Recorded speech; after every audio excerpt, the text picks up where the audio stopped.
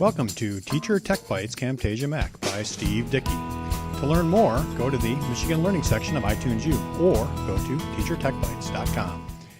Okay, so today I wanted to show you something kind of cool, which is how to add captions so you can add that accessibility piece for your students. And Camtasia kind of makes it easy for you. One of the things you kind of always do, though, is simply upload your video to YouTube, and YouTube will auto-caption it. And then you can go in and you can correct its very poor job of auto-captioning. What I have found when I played with that is it actually took me longer to fix the auto-captions than it did to actually type the captions myself, because Camtasia makes it so easy. So what you do is you go to your Audio FX, grab your captions, and you're going to drag it down. Now, these are all there on the website. I just wanted to show it to you real quick. When I say the website, I mean TechSmith's tutorials, and they're much cleaner than mine, but I digress. So you drag that down, and you'll notice this new caption track appeared here. You can always hide that over here by hiding the caption track or disabling the caption track, and you'll also notice that it has copied the audio up to here and subdivided it. These are in about 4-second long chunks. I guess it's ADA compliant or something, whatever. But then you click here, and it starts reading the text to you, or starts reading or playing the video, and it gives you this place to type in the captions. And now, if you just keep your hands on the keyboard and don't touch the mouse, you're good to go. So if I hit enter, it'll play it again. Flipboard's cool. You can make a number of different magazines.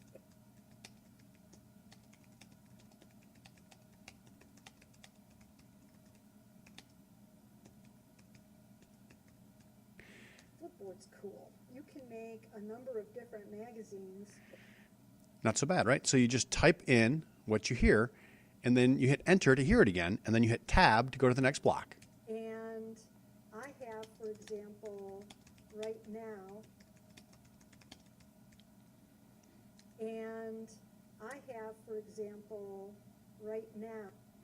And then you just keep going. I'm going to pause it now while I finish off the captions, because you don't need to watch me type more captions. All right, so I've just finished typing my last caption. Now, what you can do is if you click out of your captions and you drag your cursor back to the beginning, you can actually view the whole thing with captions to see how it's going to work out and make sure that the captions are correct and that they're lining up with the audio correctly. But I know you did it right the first time, so we're not going to worry about that.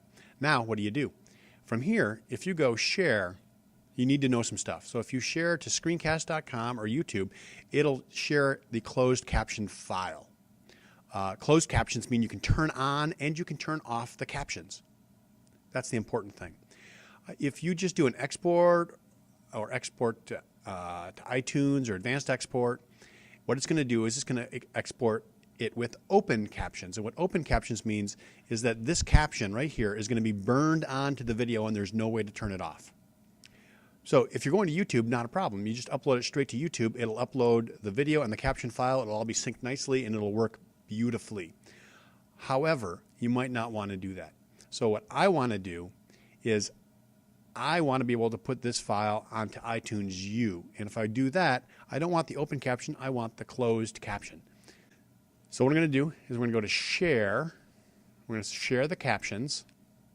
And what this is going to do is I'm going to put it in a place where I know where I want it to be. There we go.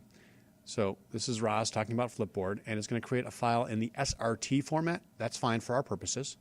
I don't really know what that means, but you have two options, SAMI and CERT. So I'm going to go with the default option. I'll save that.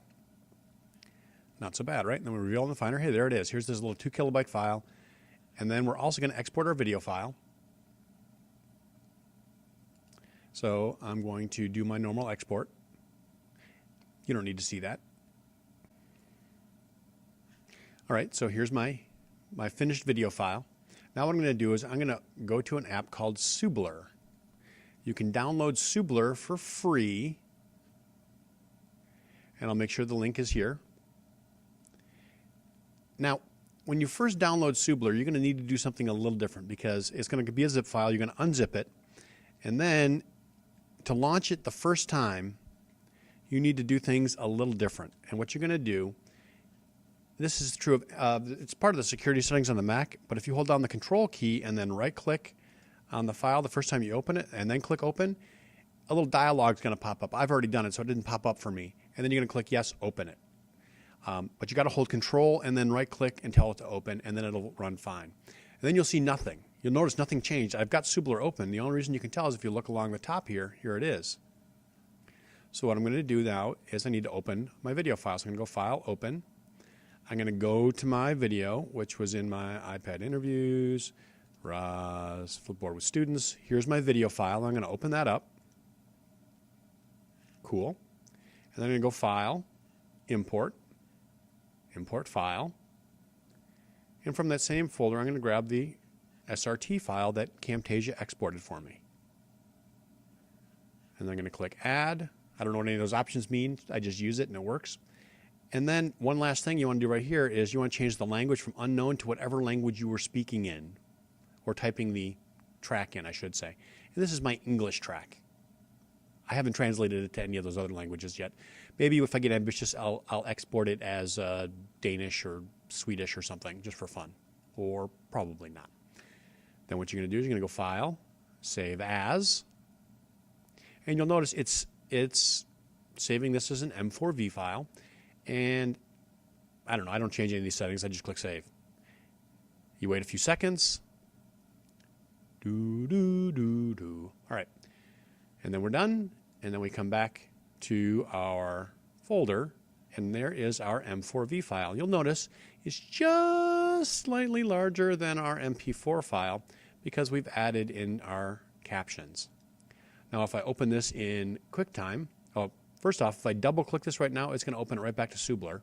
But if I right click and say Open with QuickTime Player, here is my video. And if I click play, Flipboard's cool. hey, where are the captions? Well, if I click this, now I've got my captions turned on. Right now, magazines labeled Home Ideas, World History, America. And it's just that easy. And now you've got captions now you've got a way to add captions, to add that accessibility piece to your videos that you're uploading to iTunes U or putting in your iBooks Author iBooks. Pretty awesome. And it didn't really take me that long. So that video was about 2 minutes. It probably took me no more than about 4 or 5 minutes to type the captions in. Totally worth it to add that accessibility piece in. At most, it's going to take you the length of your video probably times 2, I would say, is probably the longest it's going to take, unless you are really, really slow at typing and don't really keep up with what you're saying. Anyway, I would say it takes no longer than 3 times the length of the video to type those captions and get them into a form to add that accessibility piece. And while it is some extra work, it really is important to add that extra piece, that accessibility piece, so those students who want to see that text there, even if they don't need the text technically, often they benefit from having that text on the screen. So put a little extra effort in, and it's not so hard.